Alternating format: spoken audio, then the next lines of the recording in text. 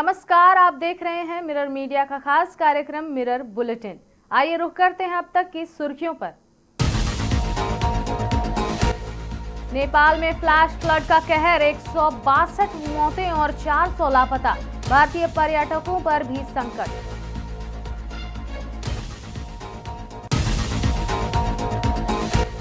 जयराम महतो के viral audio पर संग्राम, देवेंद्र नाथ महतो ने पुलिस एसोसिएशन की प्रेस वार्ता पर उठाए सवाल।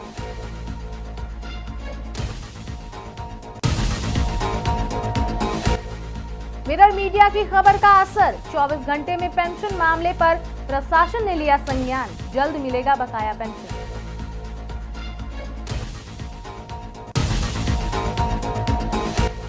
पालोजोरी में 5 साल की मासूम से दुष्कर्म, आक्रोश में सड़क पर उतरा आदिवासी समाज।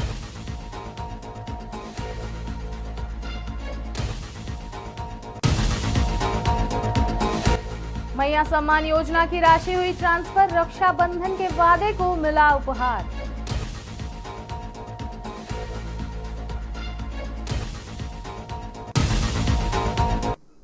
अब बढ़ते हैं विस्तृत खबरों की ओर। पहली खबर नेपाल से आ रही है, जहां नेपाल के रसुवा जिले में तिब्बत सीमा के पास आई विनाशकारी फ्लैश फ्लड ने भारी तबाही मचाई है। हादसे में अब तक कम से कम 162 लोगों की मौत की खबर है, जबकि करीब 400 लोग लापता बताए जा रहे हैं। लापता लोगों में 133 भारतीय पर्यटक और 37 एनआरआई शामिल हैं, जिनमें कई कैलाश मानसरोवर यात्रा पर गए थे। प्रधानमंत्री नरेंद्र मोदी ने नेपाल के प्रधानमंत्री बालेंद्र शाह से फोन पर बात कर संवेदना जताई और हर संभव मानवीय मदद का भरोसा दिया। भारत की ओर से राहत सामग्री भेजी जा रही है और एनडीआरएफ की टीमें तैनात करने की तैयारी है। वहीं बाढ़ के खतरे को देखते हुए बिहार और उत्तर प्रदेश में भी अलर्ट जारी कर दिया गया है।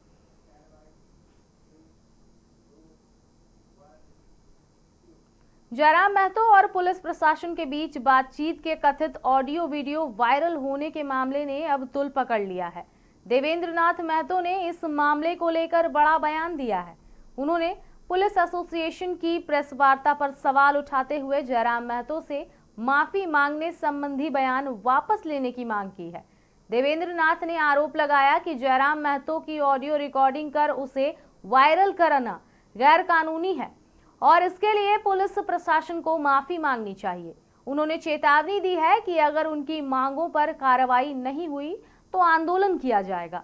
अब देखना होगा कि पुलिस प्रशासन और जयराम महतो की ओर से इस बयान पर क्या प्रतिक्रिया सामने आती है। जोहार साथियों, कल देर रात हमने कुछ वीडियो देखा जिसमें हमारे माननीय विधायक, गरीब शोषित वंचित युवाओं का आवाज़, झारखंडियों की आवाज़, टाइगर जयराम महतो जी का और एक पुलिस प्रशासन का बातों को रिकॉर्डिंग करके कटिंग छटिंग करके वायरल किया गया। उसके बाद पुलिस एसोसिएशन के द्वारा प्रेस कॉन्फ्रेंस करके माननीय विधायक जी को माफ़ी मांगने के लिए कहा जा रहा है और ये सुन करके हमारा खून खोल गया। बहुत ही ज़्यादा खराब और तकलीफ लगा, क्योंकि विधायक जयराम महतो एक झारखंडी का आवाज़ है, दबे कुचले शोषित वंचित का आवाज़ है, युवाओं का प्रेरणा स्रोत है और उसका कॉल्स को निजी पर्सनली बात को जो 2 लोगों के बीच बात हो रहा था उसको रिकॉर्डिंग किया गया। ये निजता का हनन है, उसको वायरल करना गैर कानूनी काम है और प्रशासन के द्वारा ये किया गया है और जयराम महतो जी को माफी मांगने के लिए बोला जा रहा है। ये बहुत गलत है, ये झारखंडी बर्दाश्त नहीं करेंगे। धनबाद से एक बेहद सकारात्मक खबर देखने को मिली है। पेंशन नहीं मिलने से परेशान वृद्ध महिलाओं की आवाज को मिरर मीडिया ने प्रमुखता से उठाया, जिसके बाद प्रशासन ने महज 24 घंटे के भीतर मामले का संज्ञान लिया है। मंगलवार को धनबाद उपायुक्त कार्यालय के ठीक बाहर दर्जनों वृद्ध महिलाओं ने कई महीने से पेंशन नहीं मिलने की शिकायत को लेकर धरना दिया था। महिलाओं ने अपनी पेंशन की राशि जल्द जारी किए जाने की मांग की थी। मिरर मीडिया की खबर के बाद जिला प्रशासन ने पेंशन भुगतान को लेकर समीक्षा बैठक की। उपायुक्त आदित्य रंजन की अध्यक्षता में हुई बैठक में सामाजिक सुरक्षा कोषांग की विभिन्न पेंशन एवं आर्थिक सहायता योजनाओं की स्थिति की समीक्षा की गई। प्रशासन की ओर से बताया गया कि राज्य प्रायोजित पेंशन योजनाओं का अगस्त 2026 तक का भुगतान पूर्ण कर दिया गया है। इनमें मुख्यमंत्री राज्य वृद्धावस्था पेंशन, मुख्यमंत्री आदिम जनजाति पेंशन, मुख्यमंत्री राज्य निराश्रित महिला सम्मान पेंशन, HIV या एड्स पीड़ित सहायता पेंशन और स्वामी विवेकानंद निःशक्त स्वावलंबन प्रोत्साहन प्रयोजन योजनाएं शामिल हैं। वहीं केंद्र प्रायोजित पेंशन योजनाओं के लंबित भुगतान को लेकर भी प्रशासन ने स्थिति स्पष्ट की है। इंदिरा गांधी राष्ट्रीय वृद्धावस्था पेंशन के 46,829, विधवा पेंशन के 17,046 और दिव्यांग पेंशन के 2,605 लाभुकों को भुगतान फिलहाल क्रमशः मार्च 2026 और दिसंबर 2025 तक किया गया है। प्रशासन के अनुसार अब तक केंद्र प्रायोजित योजनाओं का भुगतान SNA स्पर्श के माध्यम से किया जाना है। इसके लिए NSAP पोर्टल का अपग्रेडेशन कार्य चल रहा है, जिसे करीब 1 सप्ताह के भीतर पूरा करने की बात कही गई है। पोर्टल का काम पूरा होते ही जनवरी 2026 से अब तक के लंबित पेंशन की राशि सीधे लाभुकों के बैंक खाते में DBT के माध्यम से भेजी जाएगी।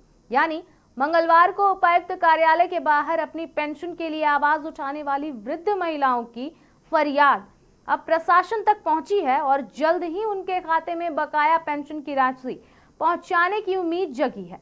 मिरर मीडिया की खबर के बाद 24 घंटे के भीतर प्रशासन की कार्रवाई को पेंशन के इंतजार में बैठे बुजुर्गों लाभुकों के लिए बड़ी राहत के तौर पर देखा जा रहा है।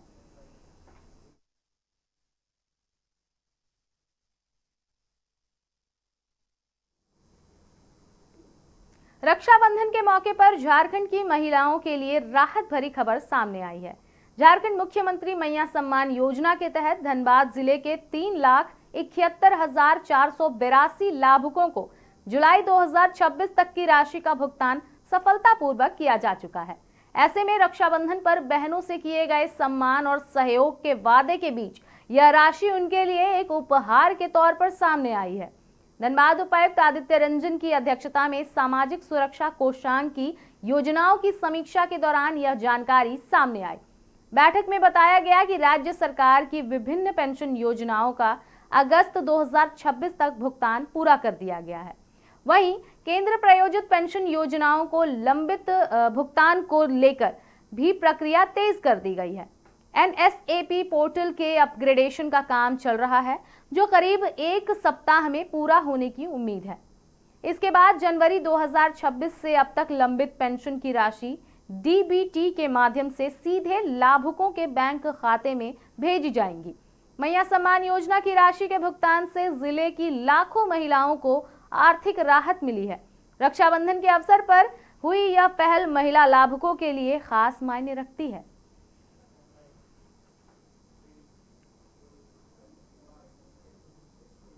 धनबाद के कलाकार राजीव अग्रवाल ने अपनी कला प्रतिभा का शानदार प्रदर्शन करते हुए राष्ट्रीय स्तर पर जिले का मान बढ़ाया है।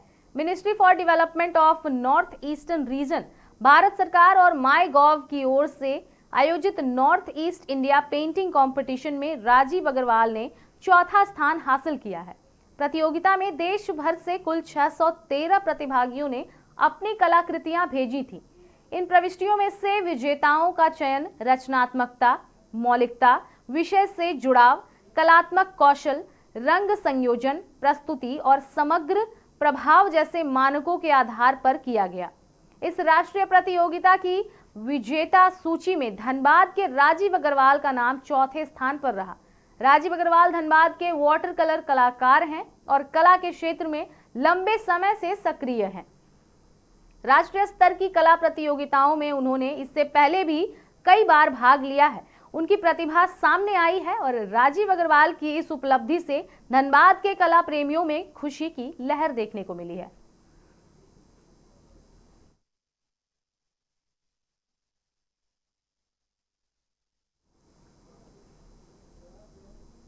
देवघर से एक बेहद संवेदनशील मामला सामने आया है, जहां पालोजोरी थाना क्षेत्र के आदिवासी बहुल गांव में 5 साल की मासूम बच्ची से दुष्कर्म की घटना सामने आने के बाद इलाके में आक्रोश है। घटना के विरोध में मंगलवार को आक्रोशित आदिवासियों ने पालो जोरी बाजार में दुमका जामताड़ा मुख्य मार्ग को करीब 2 घंटे तक जाम कर दिया। मामले की सूचना मिलते ही पुलिस ने त्वरित कार्रवाई करते हुए आरोपी को गिरफ्तार कर जेल भेज दिया। वहीं घटना की जानकारी मिलने पर सारठ विधायक उदय शंकर सिंह उर्फ चूना सिंह पीड़ित बच्ची के घर पहुंचे और परिवार से मुलाकात की। विधायक ने आरोपी के खिलाफ कड़ी कानूनी कार्रवाई और पीड़ित परिवार को सरकारी सहायता दिलाने का भरोसा दिया।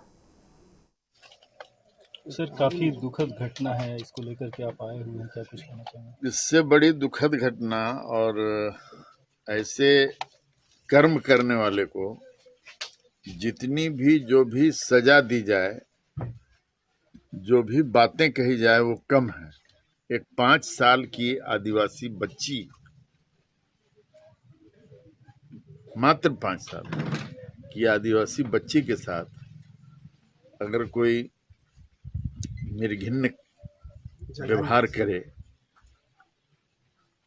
तो वो समझिए कि राक्षस से भी कोई दूसरी श्रेणी है नीचे गिरने की, तो वो कही जाएगी। मैं देख के अभी जो बच्ची को ये किया। मिरर बुलेटिन में फिलहाल आज के लिए इतना ही, लेकिन खबरों का दौर लगातार जारी रहेगा, तो देखते रहें मिरर मीडिया।